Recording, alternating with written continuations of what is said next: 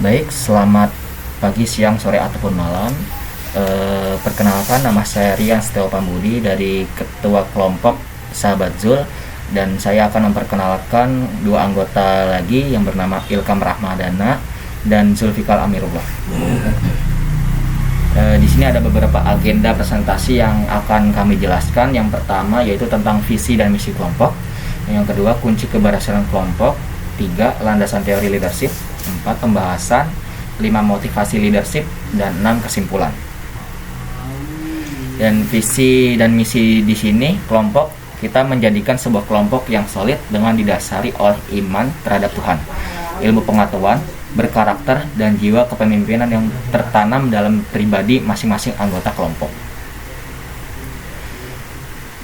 Ada juga poin visi kelompok.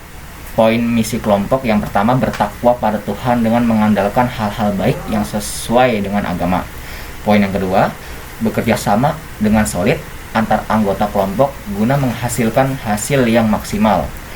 3. Bertanggung jawab dan kritis terhadap ilmu pengetahuan dan wawasan yang diterima. Dan 4.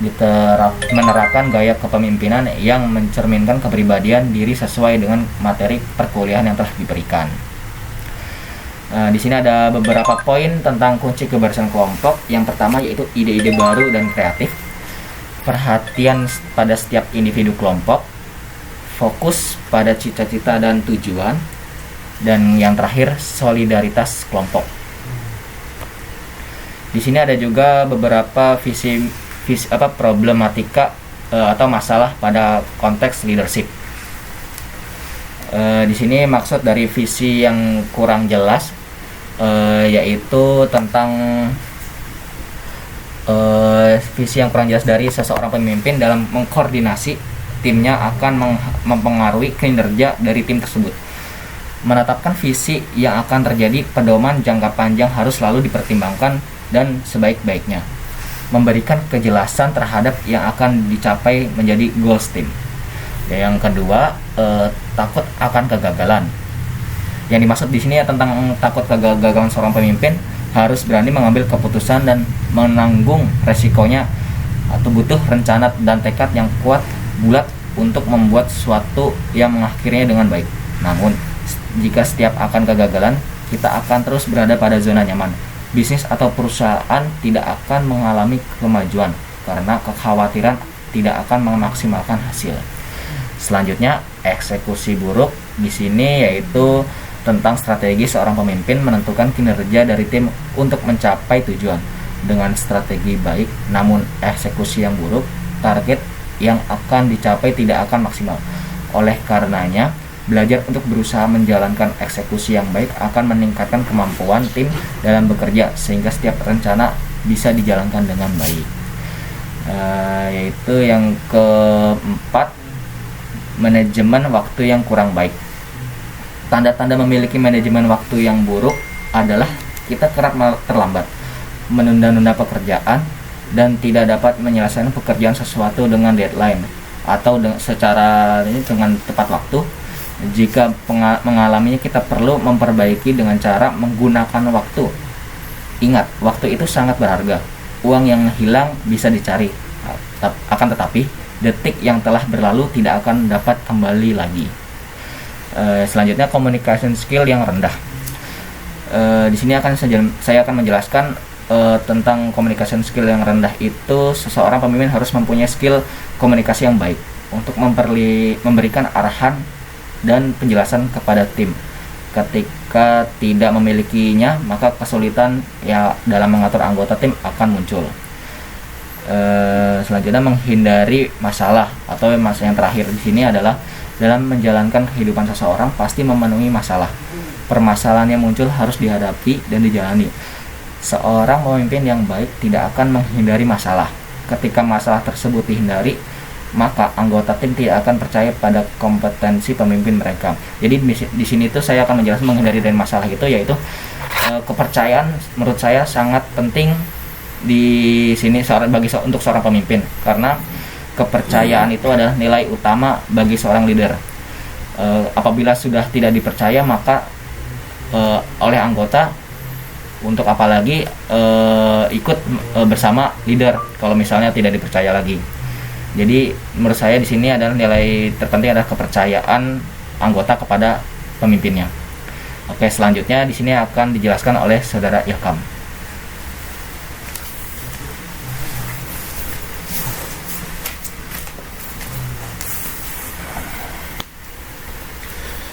Baik, saya akan melanjutkan presentasi dari kelompok Sahabat Zul.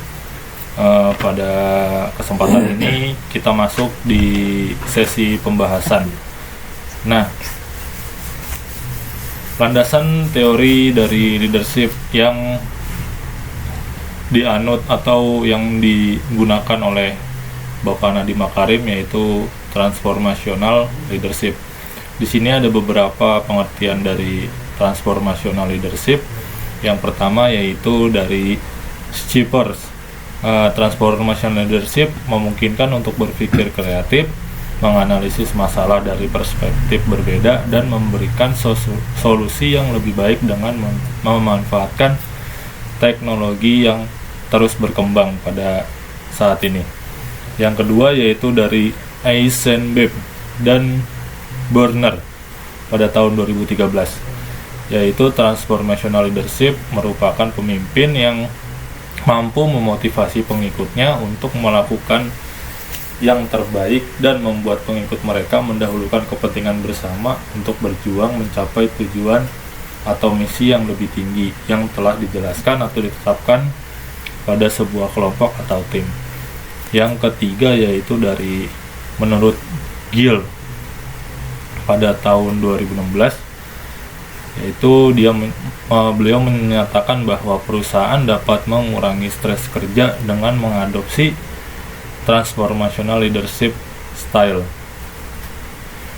Kemudian ada beberapa karakteristik transformational leadership, yaitu yang pertama mampu merubah perusahaan menjadi lebih baik dari sebelumnya, dan yang kedua yaitu mendorong keberanian dan pengambilan risiko.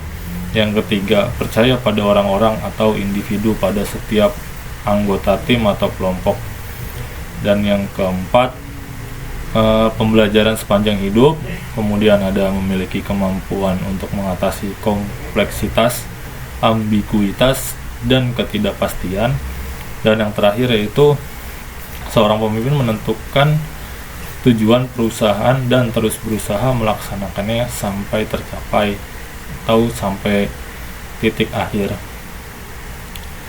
Dan yang selanjutnya yaitu ada beberapa prinsip untuk menciptakan sebuah transformational leadership. Yang pertama yaitu ada simplifikasi. Simplifikasi merupakan step awal dari tercapainya keberhasilan dari seorang pemimpin dengan gaya transformational leadership. Di sini pemimpin dapat menetapkan visi secara jelas, praktis, dan tentu saja dapat menjawab akan dibawa kemana atau akan dibawa melangkah kemana sebuah tim ini. Dan yang kedua yaitu ada motivasi. Motivasi di sini yaitu adalah mendapatkan komitmen dari setiap orang yang terlibat dalam visi yang telah dijelaskan. Seorang pemimpin dengan transformational leadership dapat menciptakan sebuah sinergi di dalam organisasi. Berarti seharusnya dia dapat mengoptimalkan, memotivasi, dan memberikan energi kepada semua pengikutnya. Lanjut, yang ketiga ada fasilitas. Nah, fasilitas di sini memiliki pengertian yaitu pemimpin transformasional harus mempunyai kemampuan untuk secara efektif memfasilitasi atau memberikan pelajaran yang terjadi di dalam organisasi secara kelembagaan, kelompok, ataupun secara individual anggota kelompok. Hal ini akan berdampak semakin bertambahnya modal intelektual pada setiap orang yang terlibat atau setiap anggota yang terlibat dari kelompok atau tim. Kemudian Yang keempat ada inovasi. Pemimpin dengan gaya transformasional yaitu mempunyai kemampuan secara berani dan bertanggung jawab melakukan perubahan bila mana diperlukan dan menjadi sebuah tuntunan dengan perubahan yang terjadi.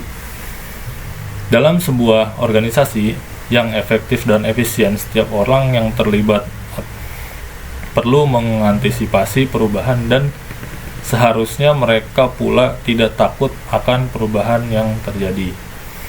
Dan yang kelima ada mobilitas, dan yang keenam ada siap siaga. Pemimpin dengan gaya transformasional yaitu harus selalu mengupayakan pengikutnya dengan penuh tanggung jawab. Artinya mengarahkan sumber daya atau setiap anggota tim untuk mencapai visi dan tujuan yang telah dijelaskan pada step pertama tadi, disimplifikasi. Dan yang terakhir ada tekad. Tekad bulat yang dimiliki oleh pemimpin dengan gaya transformasional itu perlu didukung dengan pengembangan disiplin spiritual, emosional, dan fisik, serta komitmen untuk mencapai visi dan tujuan sampai akhir atau sampai tercapai. Berikutnya akan dilanjutkan oleh teman kita Zulfikar Amrullah.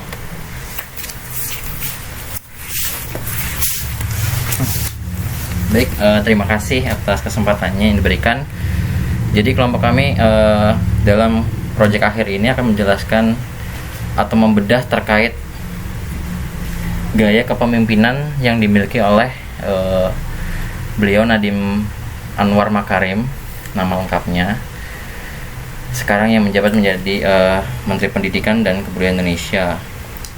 Jadi Nadiem Makarim ini lahir di Singapura pada tanggal 4 Juli 1984 dari seorang pasangan suami istri yang bernama Nono Anwar Makarim dan Atika El Gadri.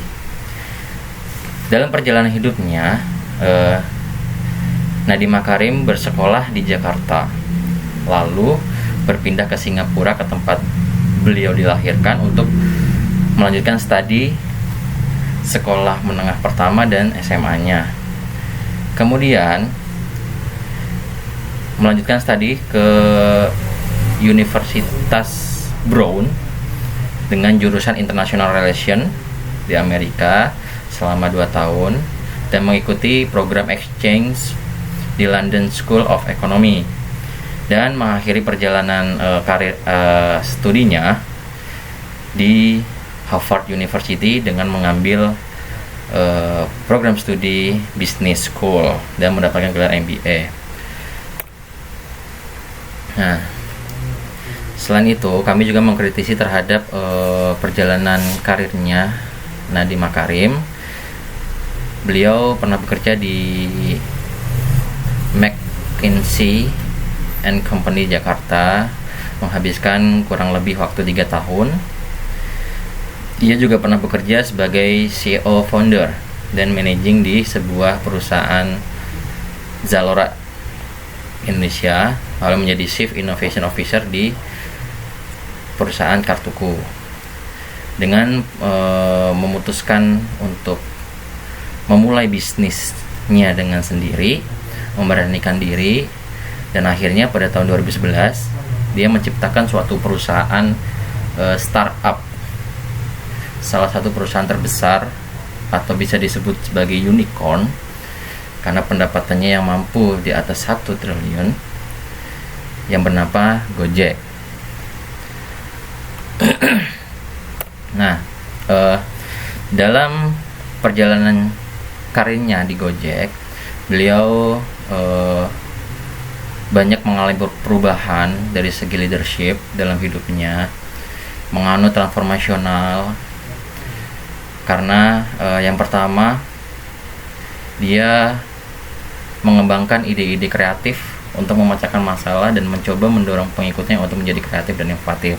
Jadi pada perusahaan Gojek ini dia menerapkan salah satu prinsip hidup, yaitu mendorong followersnya, pengikutnya untuk mengembangkan dirinya menjadi lebih inovatif, kreatif, sehingga mampu memajukan perusahaan bersama-sama. Kedua, Nadiem Makarim juga berfokus pada cita-cita dan nilai moral pengikut yang lebih tinggi untuk mencapai tujuan. Jadi, gaya pemimpinan ini sangatlah cocok dan idam-idamkan banyak orang. Karena apa?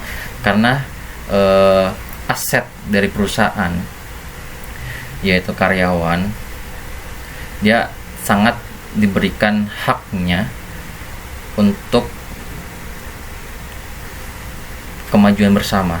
Jadi ketika aset suatu perusahaan dilindungi, suatu aset perusahaan diberikan hak untuk kesejahteraannya, maka perusahaan akan mendapatkan feedbacknya tanpa harus dipaksa. Itu adalah salah satu contoh leadership yang positif.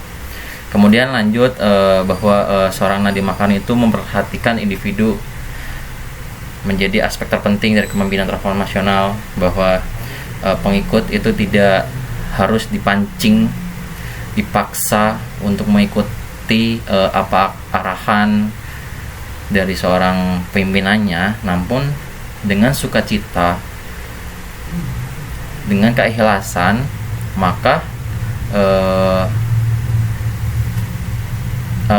karyawan Gojek tersebut akan mengikuti arahan, motivasi yang diberikan oleh Nadiem Makarim. Oleh karenanya, dalam perjalanan Gojek ini dia sangat menggembar-gemborkan bahwa driver itu adalah aset terpenting untuk memajukan perusahaan Gojek. Tanpa driver, tanpa komunikasi yang baik, tanpa kesejahteraan driver, tanpa mobilitas yang tinggi yang diberikan oleh driver, perusahaan Gojek tidak akan berkembang sebesar saat ini. Namun pada kenyataannya ada kekurangan pada sosok kepemimpinan dari Nadiem Makarim yang mengimplementasikan transformational leadership ini.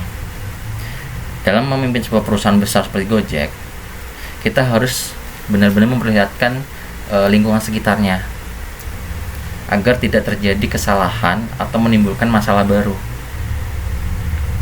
Kurang mendengarkannya keluhan dari jasa konvensional lainnya seperti ojek, pangkalan ojek, beca, kemudian ada taksi, itu tidak akan bisa mengamankan posisi Gojek pada persaingan bisnis, karena jelas bahwa ketika tidak ada informasi yang jelas, hubungan yang jelas kepada notabene pesaingnya, dia akan ada kesenjangan sosial. Kesenjangan sosial ini akan membahagiakan perusahaan, karena ketika adanya kesenjangan sosial, laju perusahaan akan terhambat. Makanya kalau menurut kelompok kami, satu-satunya kekurangan dari Nadiem Makarim ini kurang adanya social communication yang dilakukan kepada mitra sesamanya. Kemudian kita membahas tentang motivasi leadership. Jadi pada saat pemimpin transformasi dan menciptakan suatu sinergi dalam organisasi, berarti dia dapat pula mengoptimalkan, memotivasi dan memberikan energi kepada setiap pengikutnya. Ketika seseorang memiliki transformation leadership pada dirinya, maka secara otomatis dirinya akan memberikan aura positif kepada lingkungan sekitarnya dengan memotivasi, dengan memberikan arahan, memberikan dukungan untuk mengoptimalkan kinerja atau potensi yang ada pada diri pengikutnya. Kemudian yang kedua adalah praktisnya dapat berupa sebuah tugas atau pekerjaan yang betul-betul menantang serta memberikan peluang bagi mereka untuk terlibat dalam suatu proses kreatif. baik dalam hal memberikan usulan atau mengambil keputusan dalam memecahkan masalah. Sehingga hal ini pula akan memberikan nilai tambah bagi mereka sendiri. Jadi ketika seorang transformasi leadership ada pada suatu organisasi, maka organisasi tersebut akan terbuka untuk mengalirkan semua ide-ide kritis, ide-ide kreatif yang dimiliki oleh kelompok, sehingga akan digabungkan menjadi satu kesatuan untuk membangun kemajuan bersama. Itu adalah kunci dari motivasi leadership yang kelompok kami anut. Nah, jadi kesimpulannya, kepemimpinan transformasional itu mempengaruhi kinerja organisasi dan kesuksesan bisnis di berbagai sektor dalam berbagai banyak situasi. Orang dan organisasi membutuhkan pemimpin yang memahami dampak teknologi digital pada bisnis dan komunikasi, mampu beradaptasi dengan perubahan dan membuat orang bekerja sama untuk menyelesaikan masalah saat ini. Seorang transformation leadership mempunyai pemahaman tentang karakteristik dan perilaku bagi para pemimpin untuk mencapai kinerja yang lebih baik dan inspiratif. Pemimpin digital saat ini harus menjadi pemimpin transformasional yang mendorong dan menginspirasi masyarakat untuk mendapatkan hasil yang luar biasa.